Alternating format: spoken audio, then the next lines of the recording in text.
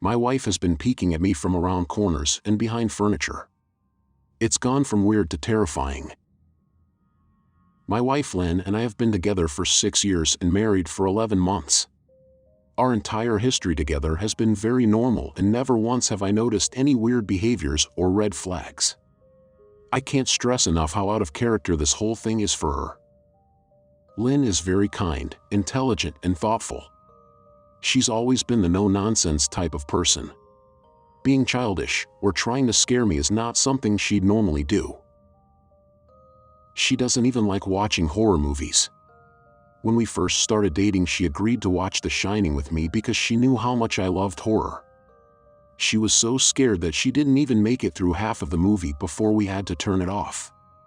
She isn't into anything creepy and has never been into pranks. It's just not her cup of tea. And that's fine.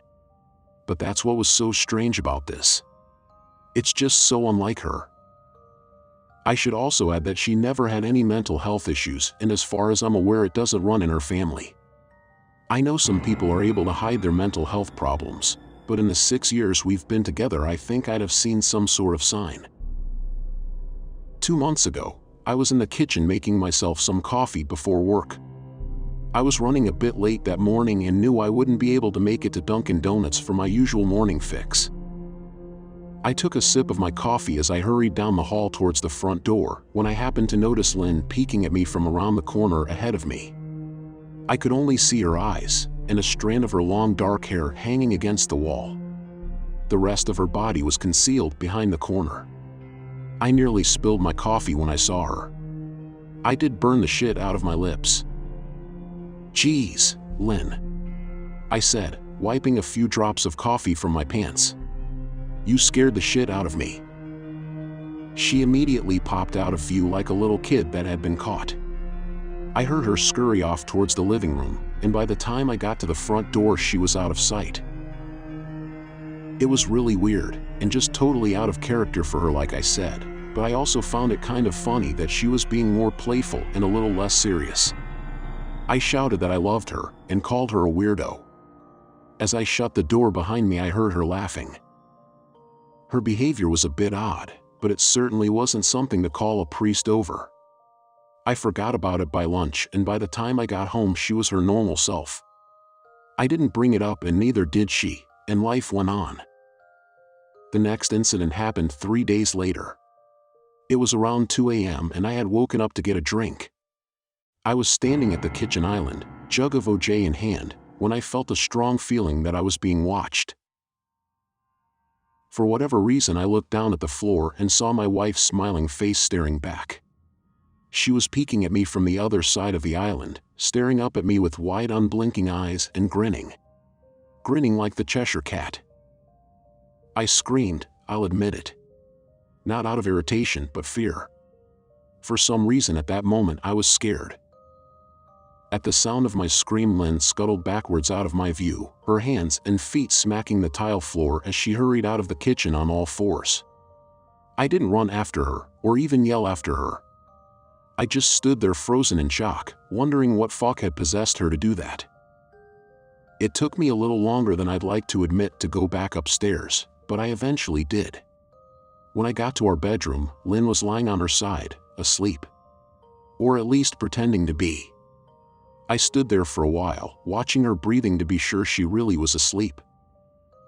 I had the feeling she might jump out at me the moment I got into bed. But she didn't. I climbed into bed and she didn't even move.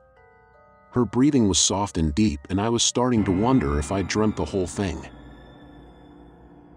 The next morning I waited for her to come down for coffee, and after handing her a mug and kissing her cheek, I decided to ask her about it. "What was that about last night?" I asked, keeping my tone light so I didn't offend or embarrass her. She frowned over her cup of coffee, shaking her head like she had no clue what I was referring to. "You were peeking at me again. From over there," I said, pointing to the spot on the floor by the kitchen island. She followed my gaze, and when she looked back at me she burst out laughing. She laughed so hard that I couldn't help but join her. "You creep me the fuck out sometimes, you know that?" I said. She giggled and set her cup on the counter and wrapped her arms around my neck. "You creep me out all the time. So I guess we're even," she teased. We said our goodbyes and left for work. As I drove, I kept thinking about how creepy it had been seeing her grinning at me from behind the island like that. The sounds her hands made on the floor as she crawled away. I told myself she was just trying to be silly. Just trying to join me in my love of all things horror. It's not like I was afraid of her. But it still didn't sit right with me. I started seeing her peeking at me more and more. Sometimes she'd be peeking out from behind the couch or living room curtains. Once she even managed to get inside her grandmother's old trunk that sits at the foot of our bed. I might not have even known she was there at all had the trunk's old hinges not given her away. She'd had the lid propped up just enough so that only half of her face peeked through. She'd been grinning like an excited toddler. It was unnerving. I didn't even know what to say to her. All I could do was stare. When I finally found my voice, I asked her why on earth was she doing this. She didn't answer, but she had slowly closed the lid, shutting herself inside the trunk. I just walked away, feeling disturbed. I didn't understand why she was doing it, but it clearly made her happy. I just hoped she would tire of the game quickly. Lynn didn't peek at me for the next 2 weeks. I started to think she was done with her weird prank, and I was relieved. We were watching a show on Netflix one night, and I jokingly said that I hadn't seen her peeking at me lately, and that she must have given up on her spy game. She looked up at me with a small smile and said, "Maybe I've just gotten better at it." I didn't say anything, but I wondered whether or not she was joking. For the next few days, I couldn't stop thinking about what she'd said. Was she still peeking at me when I wasn't looking and I just hadn't noticed? And if so, what the hell was she getting out of this? I started to feel paranoid, constantly checking whether she was watching from around the corner or behind a door. I was jumpy whenever I was home and she wasn't in full view of me. I felt stupid and a little crazy. But after a few weeks without another incident, I began to relax. I stopped checking behind furniture and walls and told myself it was just a bad memory. Then a few days ago, things got so much worse. Lynn left to go to a friend's, and I lounged on the couch and played a couple games on my laptop. Around 9 p.m. I hopped in the shower, and as I was washing the soap from my hair, I felt that awful feeling that I was being watched. I slowly opened my eyes and almost had a fucking heart attack. Lynn was peeking from behind the shower curtain, her entire head stretched into the shower, leaving just her body outside. Her long dark hair hung against the curtain, the ends dripping with water. Her mouth hung open in a terrible grin, eyes wide and red, as if she hadn't blinked in a while. I screamed and jumped back against the wall. She didn't move, nor did her smile waver. Her makeup ran down her cheeks in 2 black streaks. She looked giddy and completely deranged. I was fucking terrified. We stood like that for a few moments, neither of us saying a word. Finally, after what felt like forever, she slowly pulled her head back out of the shower, and I watched her blurry figure through the curtain as she moved backwards towards the bathroom door. A second later, the bathroom door slammed shut, hard enough to rattle the mirror. I screamed again and jumped out of the shower to lock the door. I stayed inside the bathroom for over an hour. Maybe I overreacted to some of you. But joke or not, I wasn't going to put up with the crazy shit anymore. That's what I kept telling myself as I paced in my bathroom, stopping to listen at the door every few minutes. Suddenly I heard a muffled sound, and I pressed my ear against the bathroom door, straining to listen. I couldn't hear anything, but I envisioned Lynn standing on the other side of the door, giggling at her joke. I felt a surge of anger.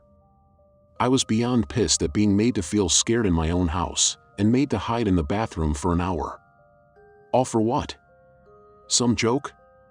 If it was a joke, it was an awful one. What the fuck, Lynn? I snapped. This shit is getting really fucking annoying. I waited for her to apologize, or to call me a jerk. but instead I heard a faint moan, so quiet I wondered if I heard it at all, and then complete silence. "Lynn?" I called out, not able to even hide the shakiness in my voice. I got no response. Just my own heavy breathing. "I swear to God, just fucking stop it," I yelled, pounding my fist on the door. I waited for her to cuss me out, something I would expect from me talking to her like that. I never screamed at her before. But there was nothing. Just the occasional drip from the shower head. I won't deny that I was scared. Too afraid to open the damn door and face my own wife. I waited another 30 minutes or so, which feels like a fucking lifetime when you're scared. Finally, I decided I wasn't going to spend the night hiding in my bathroom, so I got down on my knees and peered under the door. I almost expected to see her face peeking back at me, but thankfully I didn't. I could see straight down the hallway to the top of the stairs, but no Lynn. I didn't know if I should be happy about that or not. I looked for a few minutes, waiting to see her head pop up over the top step, but it never came. I stood up, my hand hovering over the door, and mentally prepared myself to open it. I slowly turned the lock with shaky fingers, and was about to yank it open when I heard a sound that still makes me feel nauseous when I think about it. A moan, louder than before, but this time I was able to tell just where it was coming from. I turned my head to the closet door as if in slow motion, and locked eyes with my wife, who was peeking out at me from the slight gap. Her eyes were still wide as ever, and her mouth was hanging open in the most grotesque gaping smile I'd ever seen. I didn't even scream. I was too scared for even that. Her hands were clasped to her chest, body trembling with sheer delight, as if she could barely contain her excitement. A short raspy moan bubbled up from her throat, deep and raw, sending a shiver through my entire body. Somehow I found the ability to pull the bathroom door open and ran as fast as I could all the way down the steps, snagging my keys and phone from the table in the living room before running outside to my car. I could hear her shrill laughter behind me, but I didn't hear her getting closer. I didn't bother shutting the front door. I drove away from the house faster than I legally should have, shivering the entire time, either from fear or the cold. Maybe a little of both. I hadn't grabbed a coat or even a pair of shoes. I was still in my boxers and my hair was still damp. I drove straight to my brother Chris's house about 40 minutes away, ignoring any and every call and text I got. I didn't check my phone until I was safely parked in my brother's driveway. Lynn had called 4 times and sent a flurry of texts, all wondering where I'd gone and why I left like that. I threw my phone at the dash in a rage, furious at her nonchalant attitude. My brother and his wife were surprised to see me, especially dressed in just a pair of boxers, but told me to stay as long as I needed. Chris lent me some clothes and asked me what happened. I told him Lynn and I had a fight, but didn't get into the details. I didn't want him to think I was overreacting, leaving my wife over a prank, even if it was a strange one. I mean, hadn't I encouraged her for years to lighten up instead of being so serious all the time? I had wanted her to relax and loosen up, but this was definitely not what I'd had in mind. I tried to sleep on their sofa, but my brain wouldn't let me sleep. Every time I closed my eyes, I saw Lynn's face staring at me from inside the closet. Knowing she'd been in there with me the entire time made my skin crawl. She'd never left the fucking bathroom at all. Instead, she slipped inside the closet and slammed the bathroom door shut to fool me. The mere thought of going back home gave me anxiety. I tossed and turned, unable to sleep. Chris ended up giving me a sleeping pill, so I was able to get a little rest. My sleep was filled with terrible dreams. All of Lynn's smiling face. I woke up just as the sun started to rise. My sore body ached from the sofa, and I felt drained. I knew I'd have to call Lynn at some point, but I didn't know what to say to her. I wouldn't be going home unless she gave me her word she'd never do any more creepy shit. I just wanted my wife back. Her normal serious self never looked so good to me. I was contemplating calling her and telling her that, when that familiar feeling came over me. I was being watched. I was staring at the ceiling, my heart in my throat. I didn't want to look away, but the longer I ignored the feeling, the worse it got. My eyes drifted away from the ceiling almost on their own. Her face was pressed up against the window beside the couch, staring down at me with that same gaping smile. Drool dribbled down her lips, leaving 2 long streaks down the glass. I didn't know how long she'd been there, but something told me she'd been there quite a while, possibly all night. I didn't bother screaming, though I was afraid anger trumped any fear I felt at that moment. I jumped up from the couch and pounded my palm against the glass. "Lynn, are you crazy? What the hell is wrong with you? Just go home," I shouted. "Now." She didn't move, and her ghastly expression never changed. If anything, her smile only grew, as if she had never been more elated. I could hear Chris and his wife moving around upstairs. As if Lynn could hear them from her place outside, her head twitched slightly in their direction, and she began to close her mouth slowly. Chris called my name from upstairs, obviously concerned. I turned to see him and his wife Rebecca hurrying down the steps. When I turned back to the window, Lynn was gone. The only sign she'd been there at all was the 2 streaks of drool still dripping down the glass. I tried explaining to Chris and Rebecca about waking up to see Lynn watching me through their window. They were skeptical. Who wouldn't be? Chris and I went outside to the spot in front of the window, but there were no footprints in the dirt, just a slight indent. Animal probably, Chris guessed, and I didn't argue. He and Rebecca assumed I dreamt the entire episode, but they didn't understand, and I was too tired to explain it to them. I called out of work that day and turned my cell off. I didn't want to face Lynn. Just talking to her was too much for me at that point. I really started to believe something was irreversibly wrong with her. That no matter what promises she made, we'd never be the same again. The thought saddened me to my core. I cried most of the morning. By noon I figured I was ready to confront her. Give her one last chance to explain herself.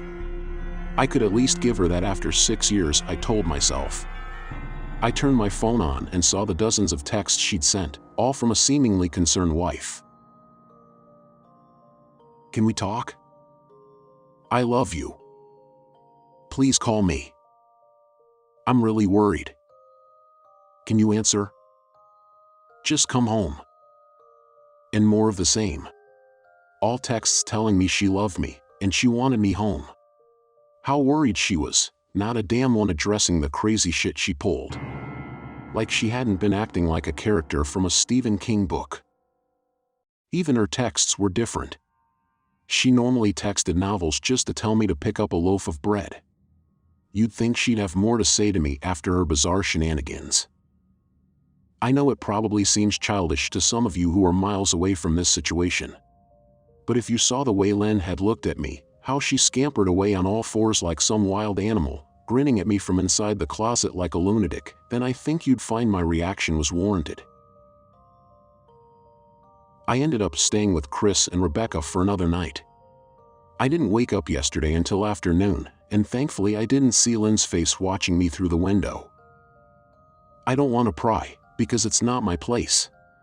But is this fight something that can be mended? Rebecca asked.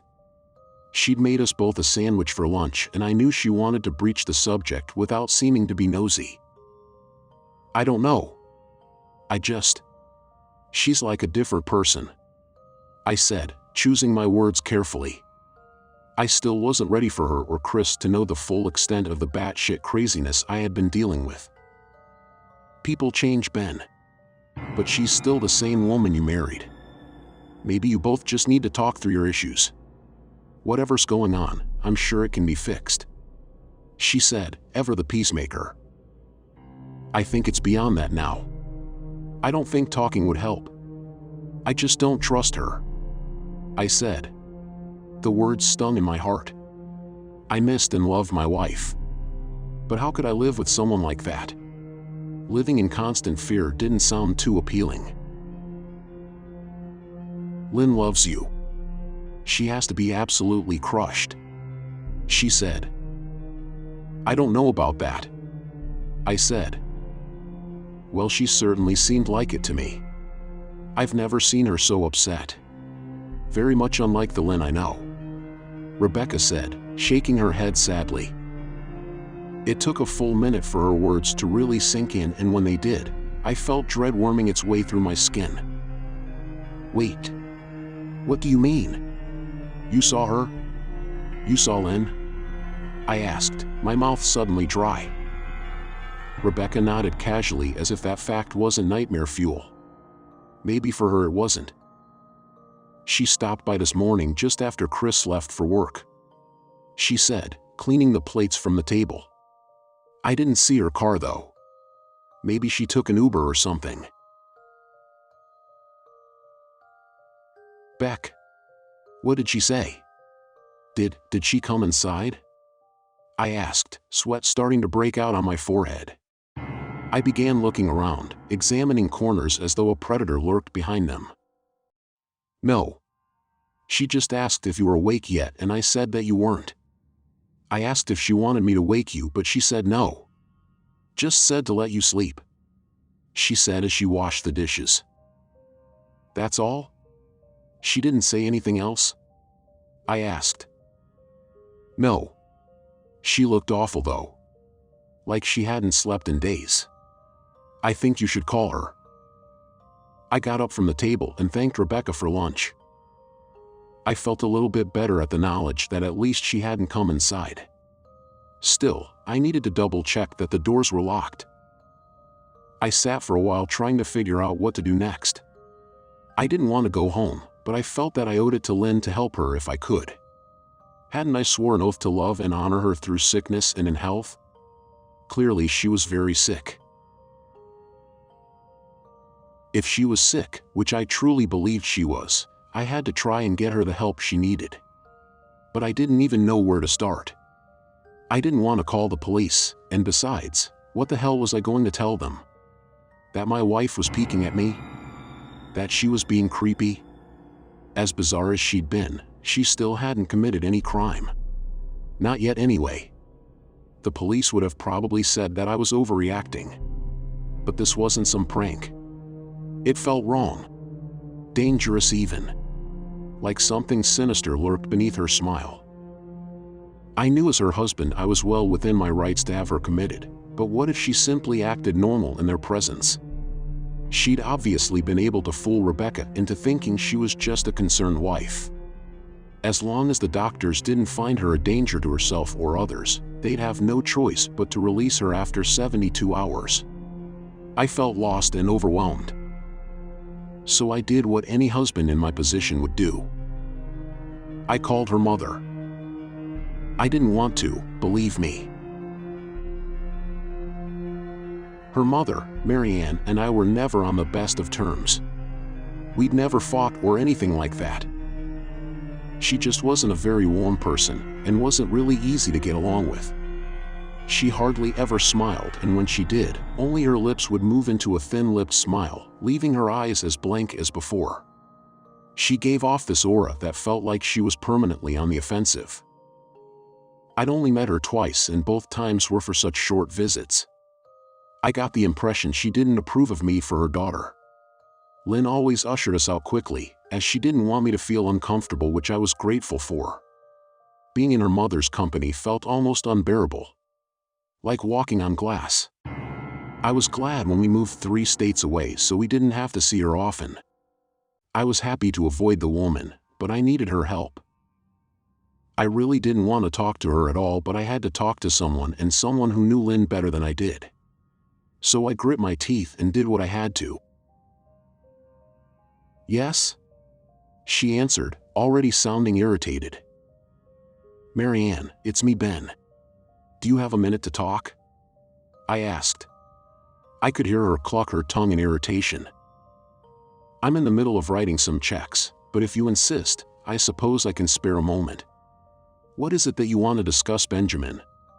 she said, coolly. "It's about Lynn.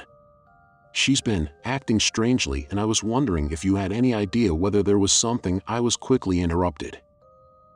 "It's a bit difficult to follow your rambling, Benjamin. What is that you want from me?" she asked. I could almost see her standing there in her thin sweater and slacks, tapping her fingernails impatiently on the table. "I wanted to know if you'd ever noticed any odd behavior? Or possibly any mental health issues?" I asked. There was a long, uncomfortable pause that I couldn't tell was because she was just thinking, or something else. Finally, after a few seconds, she spoke. "I'm not sure if this is one of your jokes, Benjamin, but if so, I don't find the humor in it. Now I do have business to attend to, as I've said, so if you don't mind," she said, but I cut her off before she could get rid of me. "Marianne, it's not a joke. I'm sincerely concerned about Lynn's mental health. Her behavior has been very erratic lately. I'm very worried about her, and I figure as her mother you would be as well," I said, my frustration evident in my voice. "If you're truly concerned, then I suggest you get the health professionals involved. I don't know what you expect of me," she snapped. I could tell she was seconds away from hanging up, and for some reason I was desperate not to let her. I had the feeling that she knew a lot more than she was letting on. "Please. If not for me, do it for Lynn." I tried. I heard a faint shaky intake of breath, as if she were trying to hold her steely persona together, but failing. "Marianne? What's WR-" I started. "Benjamin, I don't know what to tell you. My only advice would be to seek professional help. Do not call here again. Goodbye." I tried to call out to her, but she'd hung up. I tried to wrap my head around the call and her refusal to help me. Even if she didn't like me, why wouldn't she want to help her own daughter? I couldn't understand that. I tried to replay the conversation, desperate to find something I missed. After a while I almost gave up, until I remembered her last words to me. Seek professional help. She'd said those words with a bit of urgency. I could have just been grasping at straws, but no, I was sure her voice had changed ever so slightly when she'd said that. As if they were very important. What had she meant? I assumed she'd been referring to medical professionals, but maybe she was referring to someone else. Someone that she didn't, for some reason, feel comfortable saying directly. Or maybe I was just desperate. I waited for Chris to get home, and after a very long and exhausting conversation with him and Rebecca, I convinced them that Lynn truly needed psychiatric help. I didn't tell them everything. I wasn't prepared to go into it yet, but I told them about our last encounter. How she'd hidden in the bathroom, peeking at me from the closet. They were obviously shocked, but thankfully they believed me. They too just wanted to help her. Still, they didn't think it was all that serious. Weird, maybe, but not dangerous. They just kept saying that Lynn had to be playing some kind of weird joke. Maybe for YouTube? Rebecca offered, if only half-heartedly. Chris didn't think we should involve the police just yet. He offered instead to go with me, and I readily accepted. He reasoned that calmly talking to her, trying to coax her into going willingly, was the best recourse. I agreed to do it his way. At least I wouldn't be going into that house alone. We drove over this morning, just after breakfast. There was no way I was going at night. When we pulled into the driveway, my stomach began doing somersaults. Her car wasn't there, but I still didn't let my guard down. The front door was ajar, and for a split second I thought we'd see her eyes staring through the gap. I was shaking and starting to sweat. Chris, however, was fine. He waited for me to open the door, his hands in his pockets like he was going on a fucking stroll through the park. I envied his ignorance. I pushed the door open and was immediately hit with the stench of rot. Chris smelled it too, and he walked in the house behind me with his nose scrunched up. "What do you guys use to clean the floors around here? Shit," Chris mumbled. "Shut up," I said, my eyes darting around for any signs of Lynn. The house was deadly quiet and dark despite being 10 in the morning. All the curtains were closed up tight, refusing to allow any sunlight inside. If I hadn't left it just 2 days prior, I'd have thought the house to be abandoned. We moved through each room, carefully checking any place that she might hide, occasionally calling her name. "Why the fuck are you looking under the couch?" Chris asked eventually. "Aren't we looking for your wife?" He was looking at me like I was a moron. "Let's just go upstairs," I whispered. He shook his head but followed me up the stairs to check the bathroom and spare bedroom. On the way up, my shoes crunched over pieces of glass that looked to be littered over a few of the steps. I noticed that one of Lynn and my wedding portraits that hung on the wall along the staircase had been smashed. The frame hung crookedly, all the glass removed. I stared at the picture, a lump forming in my throat. We had taken the photo just after leaving the church, after saying our vows. She looked so beautiful in her white gown. I looked at Lynn's beautiful face. I never dreamed her face would ever be a source of terror for me. We climbed the rest of the steps and checked the spare bedroom, but it looked completely untouched. I was hesitant to go into the bathroom, my fear from that night coming back to me all at once. Chris noticed and offered to go in by himself, but I couldn't let him do that. So we walked in together, checking the closet and the shower. The bathroom looked as if it hadn't been touched since the night I left. "I don't think she's here, Ben. Why don't you pack some clothes and we'll try coming back tomorrow or something?" Chris said. I nodded and went into our bedroom and shoved some clothes into a duffel bag. When I checked inside our closet, I came across the source of the smell and gagged. Chris took one look and lost all color in his face. He had to go stand by the stairs to get away from the sight and smell. I gazed down in shock at what lay inside my bedroom closet. Soaking into the rug were at least a dozen eyeballs, all carefully laid out in pairs. Some were as large as a quarter while others were as tiny as a marble. I stared down at the eyes she'd collected from small animals and I wondered how she'd gotten them and shuddered at the thought. Man, I thought I had it bad with Becca's shoe addiction. But fuck me. Your wife's in here collecting eyeballs, Chris said, gagging. Ben, I think we should go, he called from the hall. I'm getting nauseous. All right. I grabbed my duffel and shut the closet door on my new nightmare. I stepped out into the hall and took a deep breath of air. I could taste the rot on my tongue and I couldn't help but gag.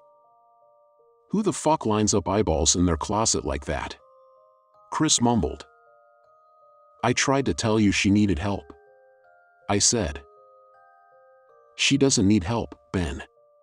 She needs a fucking exorcist, he said. You coming or what? I can't stand the smell. Any his words died in his throat and his eyes grew wide with fear. I didn't ask him why. I could feel it. Someone was watching me and I didn't think it was the eyes in the closet. I turned around, my eyes slowly scanning the bedroom. Christ, I whispered, as I finally saw what we'd missed. Under the bed, curled on her side, watching us with the excitement of a kid on Christmas morning, was my wife. She held her hands together just under her chin, and they were shaking eagerly. Now that she knew she'd been found, I could hear the quiet noises she was making. A sort of hiccuping sound in her throat, as if the excitement was just too much for her. It was unnerving to say the least. Wide eyes, and that same huge smile. Everything in me told me to run, but I forced it away. This was my wife. No matter how twisted, she was still the woman I married. I had to help her. Lynn, I said softly. She didn't respond, but her head bobbed back and forth in two quick little movements as if she were nodding. Baby. I just want to help, okay? Can you let me do that? I asked. I had taken a single step forward, approaching her like some kind of dangerous animal. I love you, Lynn, I said softly, taking another step closer. She let a tiny moan escape her wide-open mouth and I had to resist the urge to run. Her shoulders were starting to quiver and her eyes grew as large as saucers. I crouched down so I could see her better and immediately saw the blood. Her hands were covered in it. They trembled more the closer I got, as if she was barely able to contain herself. Lynn, are you hurt? "You're bleeding," I said. She bobbed her head again, her bloody fingers moving up and down as if playing an invisible piano. They occasionally grazed her chin, leaving smears of blood on her skin. I wanted to recoil in disgust. The smell that was coming off of her was revolting. I could feel the vomit trying to climb up my throat. Her lips were dry and stretched thin, blood seeping between the cracks. I knew she wouldn't come out on her own, but I didn't want to leave her in the state she was in. I scooted closer and reached out to her. The excited hiccuping sounds got louder and her hands shook, fingers flexing. It was then that I could see the blood oozing from in between her fingers. "Oh my God, Lynn. You're bleeding," I said. Instinctively I reached out to take her hand, but before I could even touch her, her hand sprang out towards me. A sharp pain shot through my arm, and I fell back on my ass. My arm burned, and I could see the blood dripping down onto the carpet. I looked back at her in shock and saw her grinning madly, her fingers clutching a large shard of glass. "You all right in there?" Chris asked from behind me. I turned my head slightly and nodded to him, cradling my arm to my chest. When I turned back to face Lynn, I saw that her focus had shifted. She wasn't looking at me anymore. And she wasn't smiling anymore either. She was staring past me, her eyes glaring at Chris the way a hungry lion might stare at an antelope. Her mouth was still hanging open, but it was twisted into a snarl. I got to my feet and began walking backwards down the hall, afraid to take my eyes off her. "Are you bleeding?" Chris asked. The moment the words left his mouth, Lynn started fast scooting out from under the bed, the glass shard still in her fist. "Chris. Run. Go!" I yelled. He must have been too afraid to move because a second later I felt my back bump into him. He was still standing at the top of the stairs, staring at the horror that was my wife. Lynn had crawled completely out from under the bed and stood in the bedroom doorway, her face twisted in rage. Her whole body was visibly tense. Blood ran down her fingers and onto the floor. "Jesus, Lynn," Chris said, "You playing hide and seek?" I reached back and pushed him towards the steps. "Move your ass, Chris," I said as quietly but firmly as I could. Lynn bobbed her head in fast, sharp motions, and began to grin, stretching her mouth open wider and wider so that her chin seemed to touch her chest. I heard Chris mutter a prayer, and then he was running down the stairs. I stood at the top of the steps, stuck between the love for a woman who clearly needed serious help and self-preservation. "I only want to help," I said, choking back tears. Her eyes focused on me once again as she slowly lifted the glass, holding it out in front of her. And then she started sprinting towards me, grinning with utter excitement. Thankfully my body took over and I flew down the stairs, skipping 2 or 3 at a time. I made it to the front door before I felt her leap onto my back, wrapping her arms around my neck, her open mouth next to my ear so that I could hear those terrible hiccuping sounds up close. I shook her off me, knocking her to the floor. I felt a searing pain in my back as she went, but I tore open the front door and bolted to my car. Chris was standing in the front yard, talking on the phone with the police. I didn't say a word, I just ran to my car and jumped in. Chris took the hint and followed me, still on the line with 911. I watched the rearview mirror, sure I'd see her there, running after us. But I never did. I went straight to the ER and got 11 stitches in my arm and 3 on my back. The police asked a lot of questions and went back to the house to do a search, but of course, Lynn wasn't there. They advised me to stay with a friend or relative for a while and to file a restraining order as soon as I could, but none of those things would matter. Somehow I just knew. I dropped Chris off at home and went to a motel an hour away. I wanted to put as much distance between me and Lynn as I could. This is where I've been for the last 4 hours. I thought maybe the police would find her, maybe they'd get her the help she desperately needs. But now I don't think so. because 40 minutes ago I got a text from an unknown number. Just 3 words. I found you. And a picture attached. The picture was dark and grainy, but I instantly knew what it was. There was no mistaking my wife's eye. I started typing this out immediately after. I don't know what to do. I'm alone and scared, and I can't help but feel that I'm being watched.